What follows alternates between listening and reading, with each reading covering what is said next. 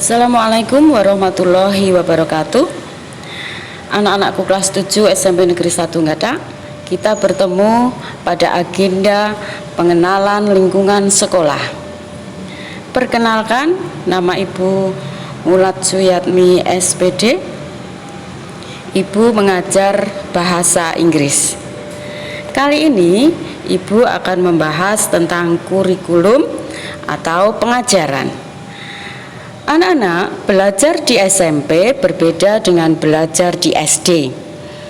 Di SD kalian hanya mengenal beberapa guru saja, yaitu guru kelas, guru agama, dan guru olahraga. Sedangkan di SMP kalian akan diajar oleh satu guru untuk satu mata pelajaran. Jadi jika ada 12 mata pelajaran dan satu bimbingan konseling, maka ada berapa guru yang akan mengajar kalian di kelas? Ya, benar, ada 13 guru. Mata pelajaran apa saja yang akan kita pelajari di kelas? Yang pertama, pendidikan agama dan budi pekerti, pendidikan kewarganegaraan atau PKN, bahasa Indonesia, matematika, ilmu pengetahuan alam, ilmu pengetahuan sosial, bahasa Inggris, seni budaya, pendidikan jasmani, olahraga dan kesehatan, prakarya, bahasa Jawa, teknologi informasi dan komunikasi, serta bimbingan konseling. Selanjutnya, di setiap akhir semester kalian akan menerima buku laporan hasil belajar atau kalian sering menyebutnya dengan buku rapor. Pada buku rapor kalian itu memuat 3 bagian, yaitu pelengkap rapor, nilai, dan pendukung nilai. Ibu akan menjelaskan satu persatu. Yang pertama, pelengkap rapot. Pelengkap rapot berisi identitas sekolah, identitas peserta didik, dan mutasi. Bagian rapor yang kedua adalah nilai. Ada 3 macam nilai yang tercantum di buku rapor kalian, yaitu nilai sikap, nilai pengetahuan, dan nilai keterampilan. Kemudian pada bagian ketiga adalah pendukung nilai, yaitu ekstrakurikuler, prestasi, ketidakhadiran, catatan wali kelas, tanggapan orang tua, dan yang terakhir keputusan. Anak-anakku, berikutnya Ibu akan memberikan sedikit gambaran tentang kegiatan belajar mengajar di SMP atau KBM. Di SMP menggunakan sistem semester. Seminggu kita akan belajar 42 jam pelajaran untuk 12 mata pelajaran dan bimbingan konseling. Sehari kita akan belajar antara 5 jam pelajaran di hari Jumat dan yang lainnya 8 jam pelajaran. Sehari kita akan beristirahat 2 kali. Kemudian pada jam 14 sampai dengan 16 kalian akan mengikuti ekstrakurikuler. Berikutnya, Ibu akan menerangkan tentang penilaian. Masih ingatkah kalian ada berapa macam nilai di buku rapor kalian? Benar, ada 3 macam nilai. Yang pertama adalah penilaian sikap. Bapak Ibu guru bisa mengambil nilai sikap kalian dengan 4 cara, yaitu jurnal, observasi, antar teman, dan penilaian diri sendiri. Oh ya, ada 2 macam nilai sikap yang akan diambil nilainya, yaitu sikap sosial dan sikap spiritual. Penilaian yang kedua adalah penilaian pengetahuan. Untuk penilaian pengetahuan ada beberapa macam, yaitu ada penugasan, penilaian harian atau sering disebut PH, penilaian tengah semester, penilaian akhir semester, dan penilaian akhir tahun. Penugasan dan PH jumlahnya tergantung dengan jumlah KD pada setiap mata pelajaran. Misalnya, mata pelajaran bahasa Inggris kelas 7 semester Gasal ada 4 KD. Maka kalian mempunyai tagihan 4 penugasan dan 4 penilaian harian. Kemudian untuk PTS akan dilaksanakan 9 minggu setelah semester atau pada tengah semester. Kemudian untuk PAS dilaksanakan pada akhir semester Gasal dan PAT dilaksanakan pada akhir tahun.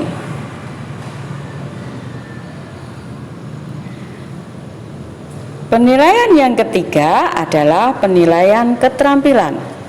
Penilaian keterampilan diperoleh dari praktek, produk, proyek, dan portofolio.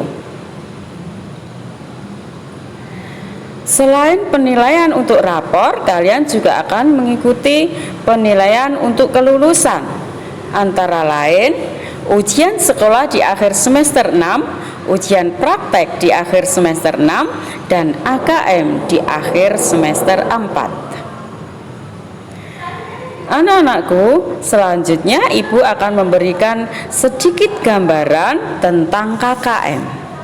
Kriteria ketuntasan minimal atau KKM untuk setiap KD mempunyai KKM yang berbeda-beda. Setiap mata pelajaran mempunyai KKM yang berbeda-beda pula. Nilai kalian dikatakan tuntas jika mendapat nilai sama atau melebihi KKM, dan dikatakan tidak tuntas jika mendapat nilai kurang dari KKM. Penentuan KKM ditentukan oleh intake siswa, kemampuan guru, dan sarana penunjang belajar. Untuk mendukung belajar kalian, sekolah menyediakan fasilitas atau sarana prasarana yang memadai. Di antaranya adalah laboratorium IPA, laboratorium TIK, perpustakaan, musola, ruang bimbingan konseling, ruang UKS dan PMR, koperasi siswa, peralatan ekstrakurikuler. Yang tersedia di sekolah kita adalah untuk drum band, rebana, pramuka, olahraga, dan juga pecinta lingkungan. Kemudian ada lapangan olahraga, kantin, kamar mandi, aula, tempat parkir, serta pojok baca. Anak-anakku, di sekolah kita ada organisasi intrasekolah atau OSIS yang menaungi beberapa kegiatan. Kegiatan-kegiatan ini adalah sarana bagi kalian untuk berlatih kepemimpinan dan bersosialisasi. Di antaranya adalah pramuka, pionir, PMR, PKS, serta paduan suara. Anak-anakku, di era COVID-19, sekolah menjalankan PJJ atau pembelajaran jarak jauh, di mana pada pembelajaran ini sehari kita hanya akan belajar 2 jam pelajaran dengan durasi 90 menit untuk 1 pelajaran, dan kemudian ada istirahat 30 menit. Seminggu kita akan belajar 12 jam pelajaran. Pembelajaran dimulai pada jam 7.30 dan berakhir jam 11. PJJ atau BDR menggunakan aplikasi Google Classroom dan WA Autorespon. Setiap kelas akan ada presensi kehadiran. Pastikan kalian sudah masuk ke Google Classroom semua mata pelajaran. Pastikan juga kalian mengerjakan tugas dan penilaian harian. Sudahkah kalian bergabung di Google Classroom semua mata pelajaran? Jika belum, kalian harus segera bergabung. Berikutnya, Ibu akan menerangkan tentang peraturan akademik di sekolah kita. Peraturan akademik mengatur tentang kehadiran peserta didik harus 90%. Kemudian mengatur tentang PH, PTS, PAS, dan PAT. Dalam peraturan akademik itu juga mengatur tentang penilaian sikap, penilaian pengetahuan, penilaian keterampilan. Ada juga diatur tentang ujian sekolah. Dan yang nomor 5, ini penting sekali untuk kalian perhatikan, yaitu tentang ketentuan kenaikan kelas. Siswa dinyatakan naik kelas apabila memiliki kehadiran minimal 90% pada 1 semester akhir, menyelesaikan seluruh program pembelajaran pada semester gasal dan genap di kelas yang diikuti, telah mencapai kriteria ketuntasan minimal atau KKM, memiliki nilai di bawah KKM maksimal 2 mata pelajaran, memiliki nilai minimal baik untuk penilaian sikap, dan nilai ekstrakurikuler pendidikan kepramukaan minimal baik. Dan yang keenam adalah peraturan akademik tentang ketentuan kelulusan. Kelulusan ditetapkan dalam rapat Dewan Guru.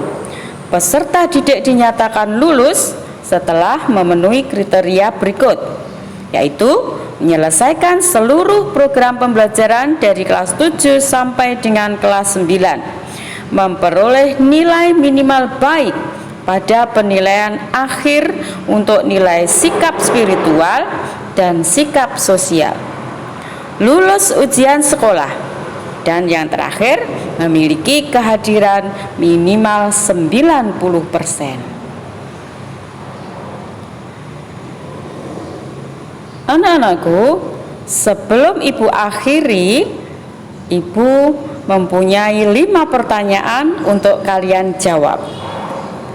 Yang pertama, mata pelajaran apakah yang akan kita pelajari di SMP? Yang kedua, jika kalian tidak mengikuti PAT, kira-kira bagaimana nilai rapor kalian? Yang ketiga, jika ada 3 mata pelajaran yang nilainya kurang dari KKM di rapor, apakah kalian akan naik kelas?